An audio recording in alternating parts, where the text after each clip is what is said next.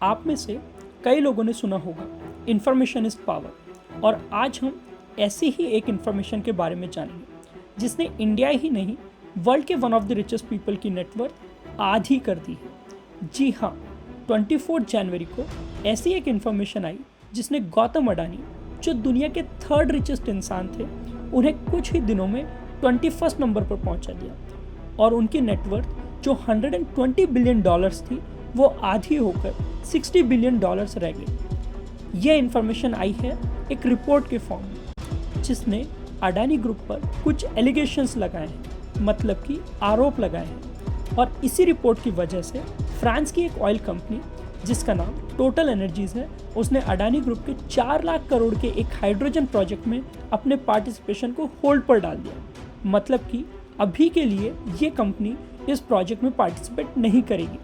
Total energies का इस project में 25% का स्टेक होना था। इतना ही नहीं, Australian securities and investment commission ASIC ने भी कहा है कि वो अडानी ग्रुप के ऑस्ट्रेलिया में जो बिजनेस ऑपरेशंस हैं उनको रिव्यू करेंगे। क्रेडिट स्विस, सिटी ग्रुप जैसी कंपनीज ने अडानी ग्रुप की सिक्योरिटीज़ की लेंडिंग वैल्यू 0 कर दी है। मतलब कि अडानी ग्रुप की सिक्योरिटीज़ या notes as a collateral use नहीं हो सकते। India shares of Adani Group companies continue to slide for a third that accused Adani of fraud and stock price manipulation.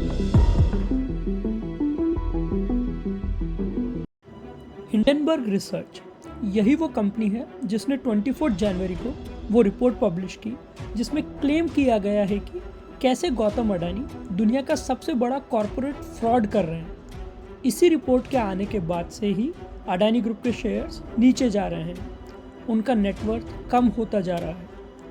अच्छा, ऐसा नहीं है कि अडानी ग्रुप ने इसका कोई जवाब नहीं दिया।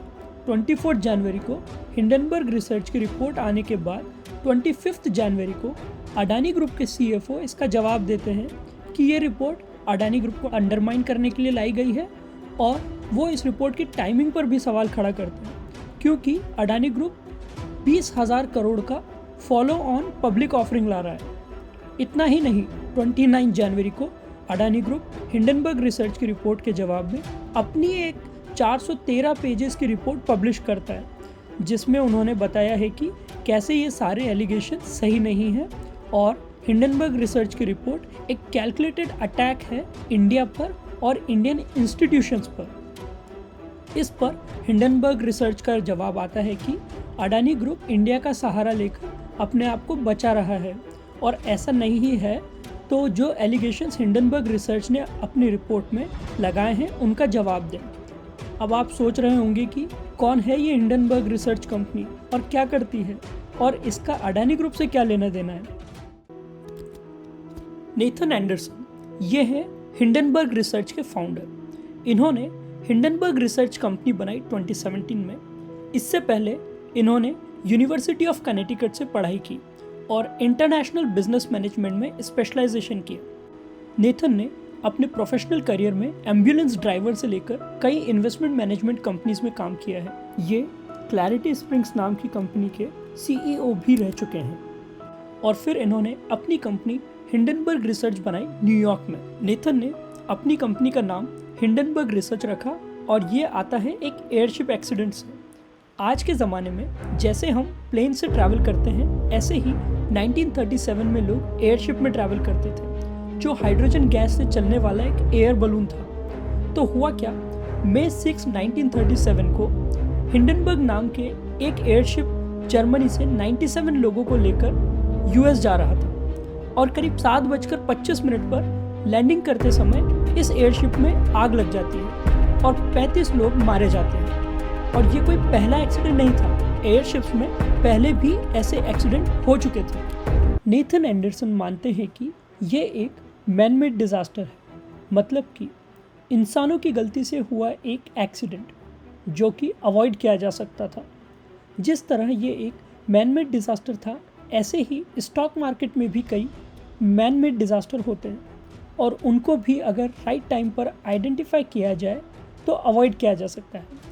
और इसी पर्पज़ के साथ उन्होंने अपनी कंपनी हिंडनबर्ग रिसर्च बनाई है। उनकी कंपनी दूसरे कंपनीज की रिसर्च करती है और उनमें होने वाले फाइनेंशियल फ्रॉड्स को आइडेंटिफाई करती है Hindenburg research financial fraud, accounting irregularities और अनएथिकल फाइनेंशियल प्रैक्टिसेस को हाईलाइट करने के साथ साथ एक और काम करती है, वो है शॉर्ट सेलिंग।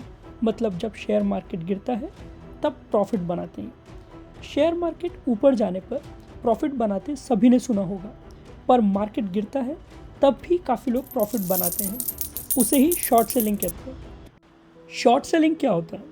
मान लीजिए आपने एक ब्रोकर से 100 शेयर्स बोरो कर लिए हैं, ये बोलकर कि आप उसे बाद में 100 शेयर्स लौटा देंगे। ये 100 शेयर्स आपने मार्केट में बेचकर 10,000 रुपये बना लिए। अब जब भी मार्केट गिरेगा तब आप मार्केट से 100 शेयर्स लेकर ब्रोकर को बोरो किए हुए शेयर्स वापस कर देंगे। मार्केट गिरने के बाद वही 100 शेयर्स आपको 5,000 रुपये में मिल गए और आपने वो 100 शेयर्स लेकर ब्रोकर को वापस कर दिए। आपका नेट प्रॉफिट हो गया 5,000 रुपये। यही होता है शॉर्ट सेलिंग। पर इसमें सबसे बड़ी बात आपको ये पता होना कि आगे मार्केट गिरेगा। अगर नहीं गिरा तो आपको ब्रोकर 100 शेयर्स तो वापस देना ही है। उस केस में आपको लॉस हो सकता है क्योंकि आपको वही 100 शेयर अब महंगे मिलेंगे। तो अभी तक हमें ये तो समझ आ गया है कि हिंडनबर्ग रिसर्च को जिस भी कंपनी में फ्रॉड या अकाउंटिंग इरेगुलरिटीज़ लगती हैं, ये उसी कंपनी पर इन्वेस्टिगेशन करती है और फिर उसी कंपनी के शेयर्स गिराकर शॉर्ट सेलिंग कर प्रॉफिट बनाती है।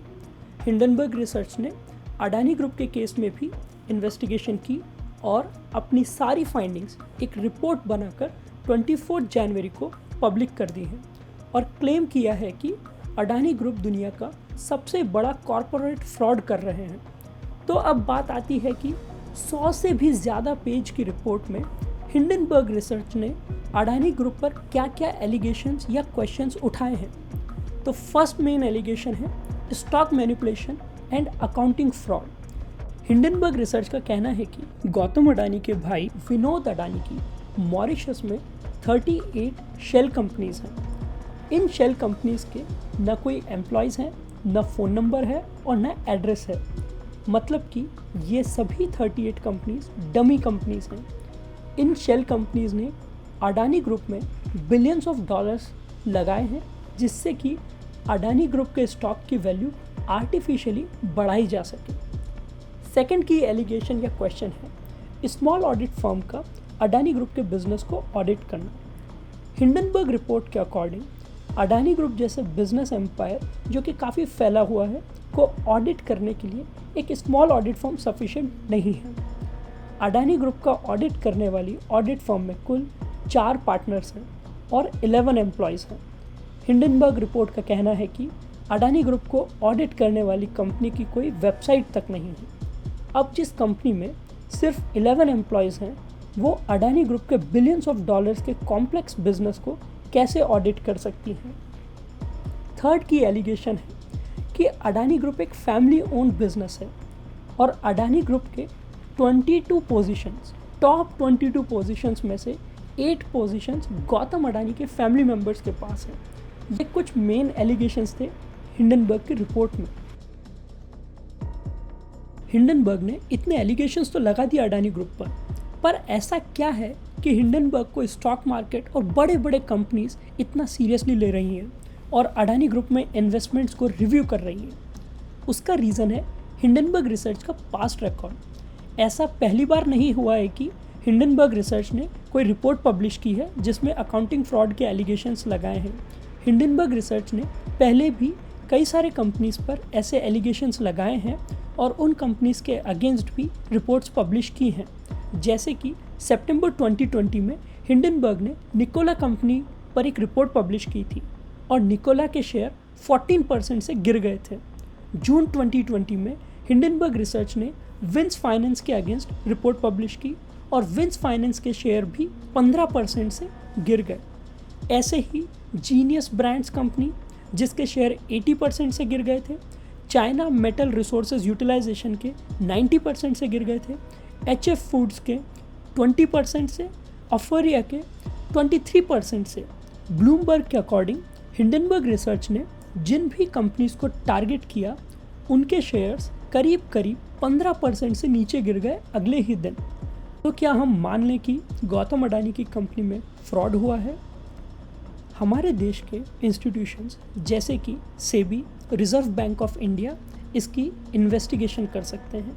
फिलहाल के लिए ये सब एलिगेशंस हैं, मतलब कि आरोप हैं।